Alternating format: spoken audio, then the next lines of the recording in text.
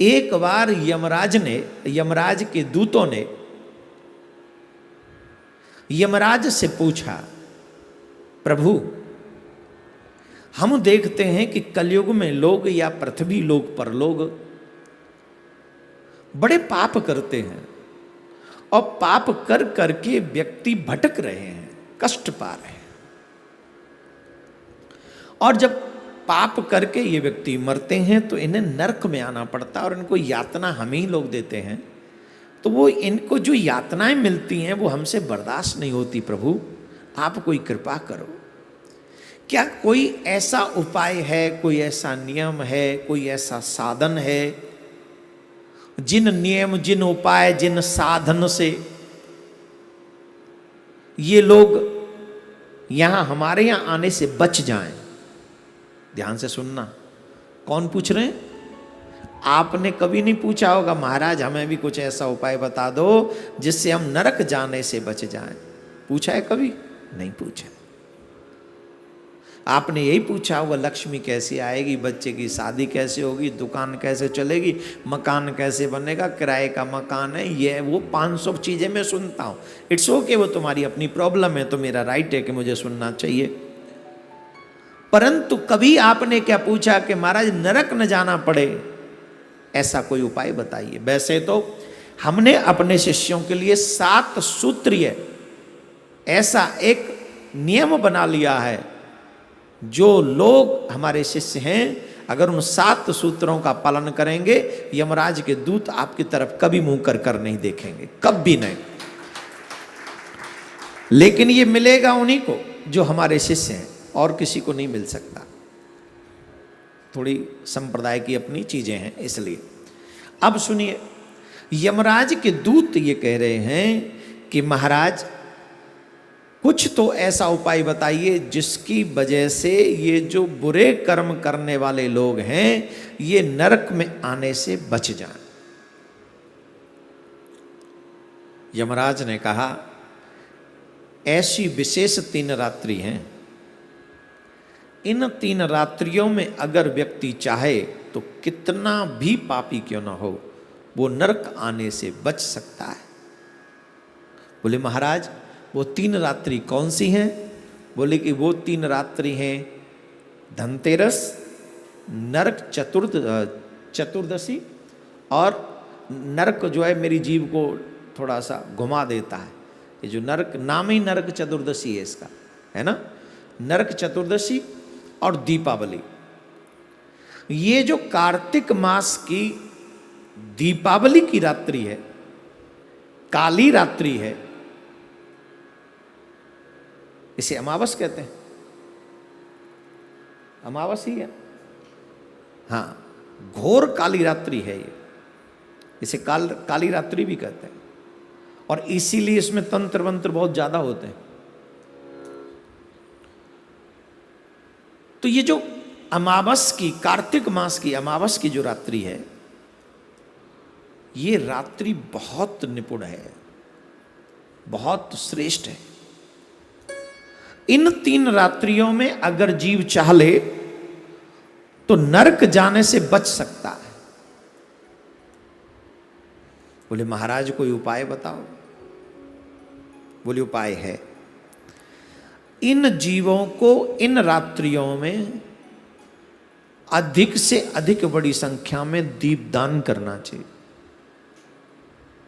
दीपदान, और दीपदान भी 3 रात्रि में स्नान करना, उसे याद रखें।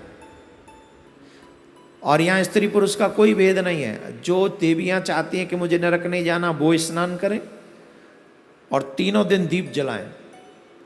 जो पुरुष चाहते हैं कि मुझे नरक नहीं जाना, वो 3 दिन स्नान करें और दीप जलाएं। समझ गए? तीनों के तीनों रात्रि में स्नान करना है, पवित्रता के साथ ब्रह्मचर्य का पालन करना है, और ब्रह्मचर्य के साथ में ये दीपदान करना है। अब सुनिए विशेष बात, और इसमें जितनी बड़ी संख्या में आप दीप जलाएंगे उतना ही आपके लिए लाभदायक है। और एक बार ये श्लोक जरूर बोलना है आपको, आपको सिर्फ कि दीपक कितने भी जलाएं आप, उससे कोई फर्क नहीं पड़ता। दीपक आप कितने भी जला लीजिए, लेकिन दीपक जलाने के बाद में जो आपको विशेष कार्य करना है वो ये करना है कि आपको एक बार ये श्लोक अवश्य बोलना है।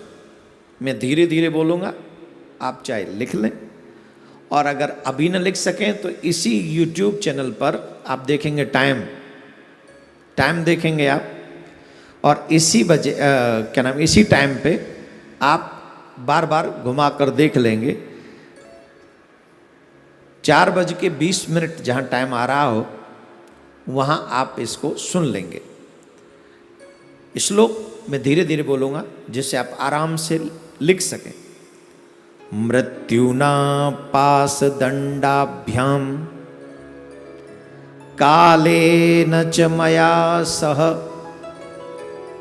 त्रयोदश्याम दीपदानात् सूर्यजः प्रियतामिति प्रियतामिति। एक ही बार आएगा, मैंने 3 बार बोला है प्रियतामिति। फिर बोल रहा हूं एक बार। मृत्युना पास दंडाभ्याम कालेन च मया सह त्रयोदश्याम दीपदानात् सूर्यजः प्रियतामिति। ये श्लोक 100 दीपक जलाइए, 51 दीपक जलाइए, 21 जलाइए, 11 जलाइए, आपके ऊपर निर्भर है। लेकिन दीप प्रज्वलित करने से पहले एक बार इस श्लोक को जरूर बोल दें। अगर न आपसे उच्चारण हो तो इसका हिंदी अनुवाद आप कर सकते हैं। हिंदी अनुवाद भी मैं आपको बोल देता हूं।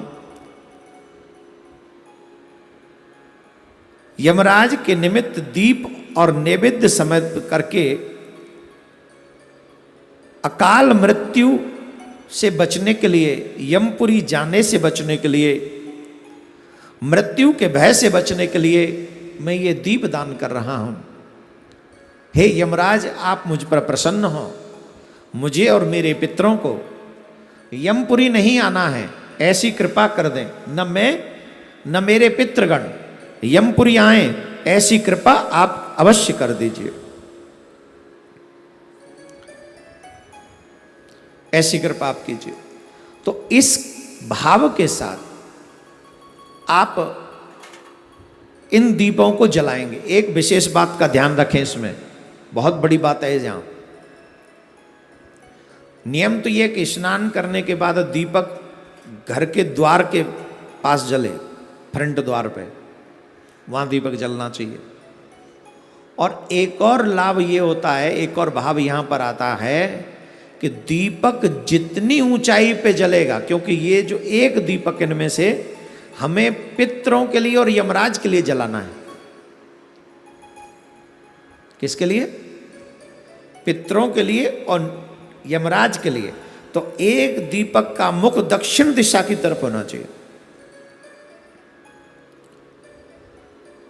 और जिस दक्षिण दिशा की तरफ दीपक का मुख है, जितनी हाइट पे होगा उतना ज्यादा लाभ देगा। कई लोग छत पे जलाते हैं, जला सकते हैं, जिनके पास छत हो वो जला सकते हैं। रीजन इसका भाव ये है कि छत पर दीप जलाने का मतलब है, ऊंचाई पर दीप जलाने का मतलब है अपने पितरों को और यमराज को मार्ग का दर्शन कराना। जो दक्षिणमुखी दीपक है उसका प्रकाश आपके पितरों को लगता है।